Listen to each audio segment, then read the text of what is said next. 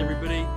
My name is Carl. I'm with my guest Dean today. This is episode 8. In this episode, we're going to be discussing Dean's previous visits to China. He's travelled all around China, which I think is super interesting. He's also been working online as an online teacher for a while now, and he's also planning on travelling back to China to teach with his girlfriend. So lots of interesting content to discuss. But first, let's get straight into it. Hi, Dean. How are you? Hey, Carl. I'm very well, thank you. How are you? I'm very well, thank you. So, Dean, tell me a little bit more about yourself. What made you interested in going to China originally? What made you interested in the idea of teaching online? How did everything? What path sort of led you to where you are now? Good question.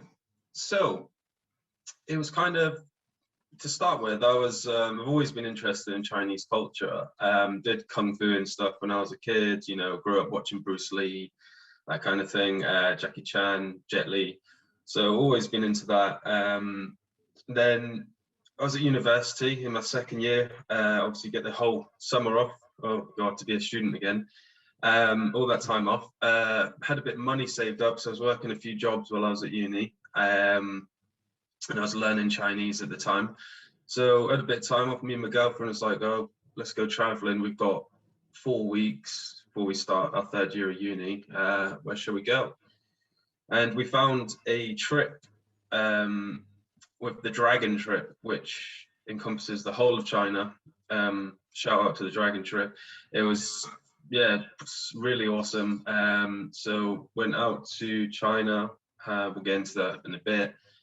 And yeah, from there came back, finished third year of uni, and I've been wanting to teach English abroad for a long time. So I've always wanted to do a year out abroad, and what better way to then do it than to teach English? Because you know, I speak a few languages, and it'd be cool to teach my language and share that experience of learning languages with other people, whilst also being able to live abroad. So that brought me to the doorstep of the overseas teacher, which since, well, for a few months now, I've been teaching online English to Chinese children. So yeah, so it brings me to now. Awesome. So, what sort of languages do you speak already then, Dean? Yeah, so I speak Espanol, Spanish. My girlfriend's Peruvian, so I learned Spanish, and that's kind of snowballed it. So when I learned, I realized I had a bit of a knack for it, and I really enjoyed it. Learning about not just the language, because when you learn the language, if you want to really learn a language, you have to really immerse yourself into the culture and take everything in. So learned Spanish, and then from there, if you learn a Romance language, so a European language, French came quite easy after that. Italian's very similar, Portuguese very similar. So I learned a significant amount of French, Italian, Portuguese, and then I was like, let's do a bit of a challenge. So I went for Japanese because I've always liked Japanese culture, but then I just couldn't get on with it. So I was like, okay, what's hard? What's a hard language? Chinese. I've always liked Chinese culture. Give Chinese a shot. And you know what? I found it quite easy, to be honest. The tones are a bit hard, but other than that, I found it quite easy to converse. So yeah, so I speak Spanish, French, Portuguese, bits of Italian, bits of Japanese, and a decent level of Mandarin Chinese, and English, of course. Nice. I think that puts you at a really strong position because most of the teachers that I come across anyway tend to only speak English, which is okay if you're teaching English. But I guess in the position you're in, you can sort of appreciate from both sides of the coin sort of how difficult it is to learn a language, and then deliver the education to learn that language in a specific way, which will make it easier for the individual who you're teaching. When it comes to speaking Mandarin, which I find really interesting that you speak a bit of Mandarin already, how do you mentioned about the tones? I believe there's 4 tones for every single word in the Chinese language. Am I right? Yep, that's correct. Yeah, so 4 How did you tones. get around that? To be honest, it's you just kind of just got to go for it. You probably get the tone wrong, but from the context of the conversation, like a native Chinese the speaker can kind of get the gist. Because if like, for example, like yao, like it means like need or want, but then yao, I think it's yao, it means like medicine. Yeah. Like you from the way, you know, in a conversation, if me and you were talking right now, and I just come out with some random word, you kind of be like, oh, he probably means that other word, you know? Sure. So I'll give you an example. I was in a restaurant in Chengdu, well, like a little like food place. And we were sitting there, the Fu Yan, the waiter come over. He's like, oh, what do you want? So I was like, uh, 我我要炒饭, and then I think I said it wrong. The 炒饭, so fried rice. I want fried rice, but because I said it a certain way, he started laughing, and my Chinese friend started laughing. And I was like, "What's so funny about that?" He's like, "Oh, instead of fried rice, you asked for like the bad F word rice." Oh, really? Yeah. So ask for you know the word rice, just Yeah. by getting the tone wrong, and he started like, that's what I mean. Like he was laughing about it. He wasn't like, oh, what did you just call me F rice? Like, so it's, but the tones are interesting, but it's, you just got to put yourself out there and go for it, and people get the context of what you're saying, if it's not too drastic. Sure. I think I remember specific because I've been to China as well, and I remember there was the first word that they sort of gave me as an example to sort of understand the tones was ma. Mm. Um, and with ma, there's like four different meanings for the word ma. It's like mum.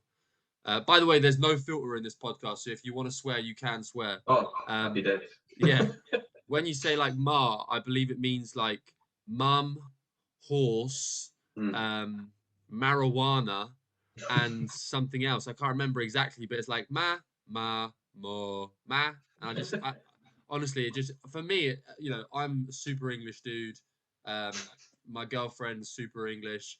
Never had any real reason. And when I say I lived in China, I actually lived in Hong Kong. Mm. Traveled over to Shenzhen and Guangzhou and stuff. But again, when you live in Hong Kong, you don't really need to learn Cantonese because everybody speaks English already. So Yeah. for me, I don't know. Maybe I'm just I don't know. I can't. I find it so tough to learn another language. Although I think it's really cool and it'd be really cool talent to have. So somebody like yourself who's super bilingual is really awesome.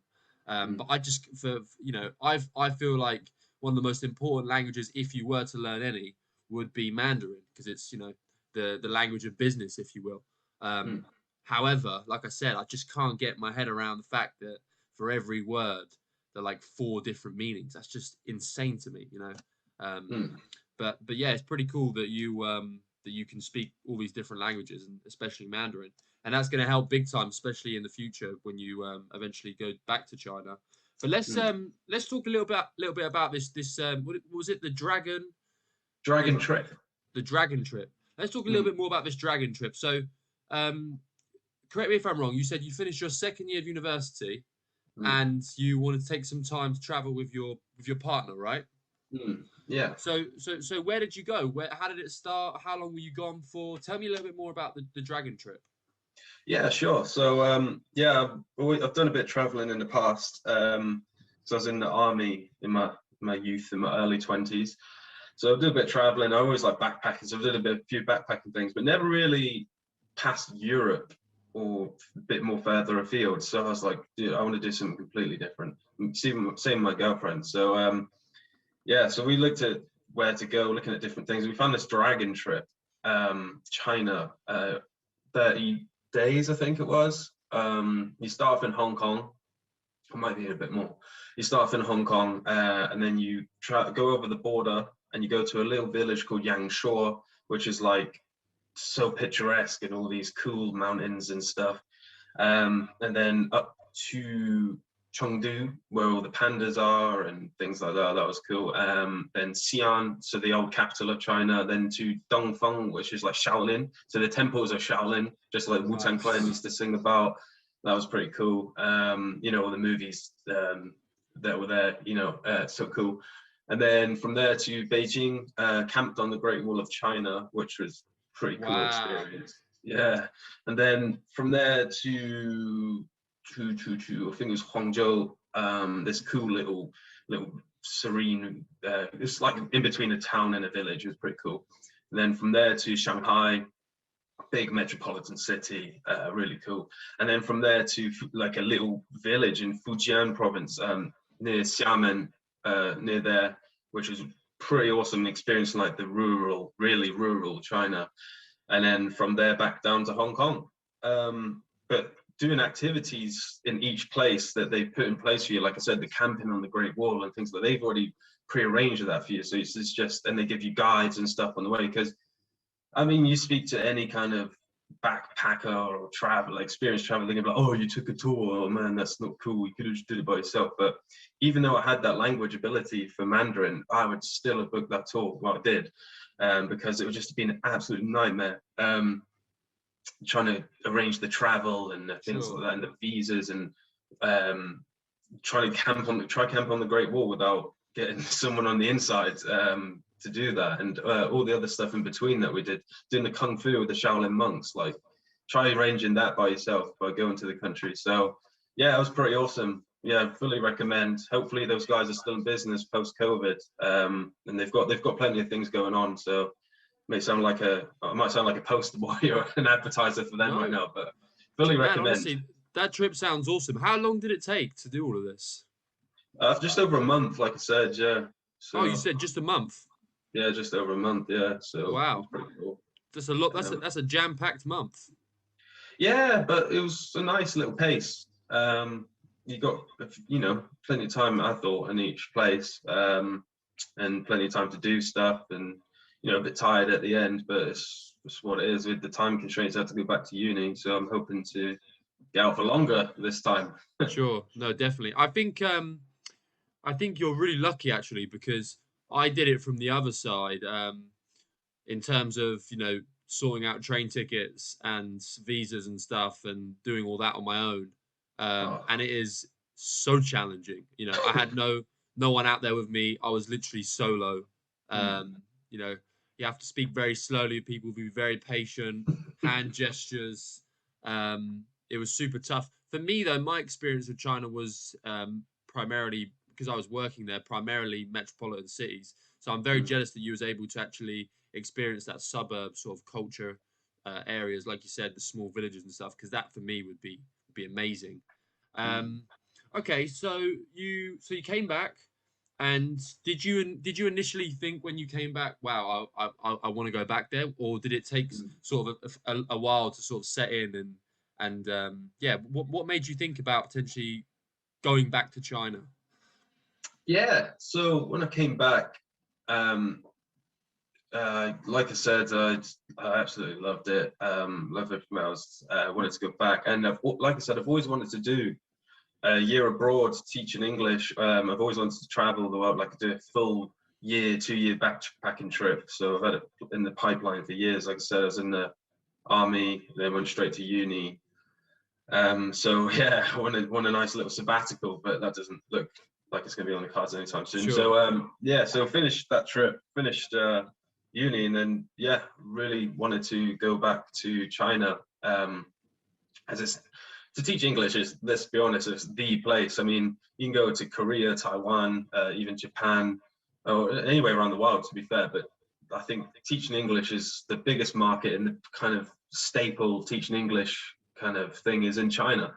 So yeah, I wanted to go back, actually live there for a bit, save up some money, develop my skills, and it's just loads of different kind of factors amalgamated into one that kind of brings me to going back to China to teach for a year. So yeah, and I'm really happy that I've gained some experience online with the overseas teacher so far. It's been very eye-opening. Been very everyone's been very supportive, all the staff, um, and obviously, yeah, the kids have been great. The teaching aspect is great. So I've got a bit of experience now for when we do finally go out to China for Sure. that year. So So talk to me a little. I think it's quite interesting that you raised that about the fact that you've been doing some online teaching. Talk to me about the sort of the qualities that you say you've learned from doing the online teaching. Obviously, there's a huge difference between face-to-face teaching and online teaching. Completely different way of communicating with an individual. mm, But talk to me a little bit more about sort of how you found it in perhaps the early days, how you found it now you've been doing it for a while, and what sort of qualities you've learned from it that you think you'll be able to apply when you eventually go back to China. Yeah. So at the start, I didn't really know what I was doing. I've taught before, like I used to do personal training, and I used to teach sports and things like that during uni, and before that. So I know it's kind of teaching, I guess, but it's completely different to teaching children languages. So yeah, I learned that at the start, you've got to be very patient. Patience is a virtue in that job. You have to kind of be able to plan ahead. It's quite good. The lessons, the overseas teacher, they just give you all the lesson plans and things like that, but it doesn't mean you can just jump in. It's not presenting off a board and just monotone drivel like like in the classroom. You have to Yeah, be, you have to get the children immersed in it, because you can tell they're still young. So if you haven't planned correctly, or you haven't kind of got a nice spin on it, like your own spin on the lesson plan, so it's going to get very boring very quickly. And another skill is being able to be upbeat all the time, to have that enthusiasm, and being able to teach. I mean, because like I said, you have to have people engaged. When I was learning languages, I had to find materials and sources that kept me engaged, yeah, and able to, or switch it up a bit so it doesn't get boring. So I'd watch like Netflix shows and learn the grammar and the vocabulary. Then I would maybe listen to the radio or something, just switching it up a bit. So it's being able to use different methods of, because people learn differently: visual, listening, kinesthetic, things yeah. like that. So it's being able to switch it up and keep it varied and keeping kids engaged. So yeah, and like I said, the other part of that is patience. So patience is a good quality to have when doing that. Yeah, so I'm hoping. So I did learn that doing the online teaching. I'm hoping to bring that into the real life teaching. Oh, And that um, and in terms of the real life teaching, how I mean, I know obviously the situation we've had for the past 18 months with COVID has been a bit of a nightmare, and it's really tough to get people out to China at the moment. We have just recently sent our first teacher out to China post COVID. Ashley Price, he's in quarantine at the moment in Beijing, waiting patiently to start his contract. How long have you been waiting for, and when did you first apply, etc.? How long has this process been for you? Yeah, so I made, as soon as I got with the online teaching with the overseas teacher, I made them aware that I want to go out to China. Yeah, One of the recruiters who I think did my interview, he knew I spoke a few languages. We spoke about it in my interview, and spoke a bit of Chinese. And he knew I was interested in going out, so I made people aware as soon as I was like kind of on my training. So then it actually come into fruition that we'll put the actual application in. I think that was in July, maybe end of June. So I put my application in, and the dates were for this month. I think we should be going. We should be going next week or the week after. yeah, However, there has been a slight delay due to the COVID, and due to holidays and festivals, and due to the bureaucracy of the Chinese government. They've come up with some reforms in education, so it is being delayed slightly. So yeah, just waiting on that date now coming in. Where is it you're going in China? Beijing. Okay, nice. And Yeah. are you doing a training center? Yeah. So looking forward to getting some more training under my belt and getting out to the London of China, to Beijing, and all that. Because, like I said, I went there before and it was incredible, really awesome. Um, just a just a crazy place to be. All the food, the culture, oh man, everything. It was so cool. Nice, man. And your girlfriend's coming with you, right? Yeah, my girlfriend's coming as well. So yeah, she's got a bit of experience in teaching. She's got her TEFL certificate. She obviously been to China as well with me. So yeah, she's looking forward to getting out there as well, and starting the teaching and living the dream, I guess. Nice, Probably man. not like my background, but Yeah. it's Well, I still think good. I think one of the beauties of China that I always mention to people who are going out to places like Beijing is although you will be living the city life, you have Thailand, Bali, Mm, Vietnam on your doorstep. So and one of the things, when I have friends in the UK and they're like, "Oh, I really like to go to Southeast Asia, but I'm really put off by the flight price." Yeah, you're right. The flight price is very expensive, but once you're there, it's so cheap. mm, And for you guys, it will be so. I mean, I know people who are out in China who go to Bali for a weekend. mm, £50 can get you from Beijing to Bali, and you can go there on a Friday and come back for Sunday evening. So the opportunities you have are limitless. mm, And the fact that you obviously are living in the city as well means you're exposed to that, fast growing city culture as well. So you will have the best of both worlds, which is really awesome. How are you feeling? Are you prepared? Are you ready to go to China? Is this something that you feel like you've gained enough qualities and experience from online teaching now? You're just ready to go. oh, so ready. So ready. 准备好了吗? I'm very, very ready. 准备好了. I'm very, very ready to get out to China because, I'm not a big fan of England. Been living here my whole life. Find it a bit boring now. It's doing my head in a bit. Don't like the weather. I love the culture in Asia, and I like getting out and about.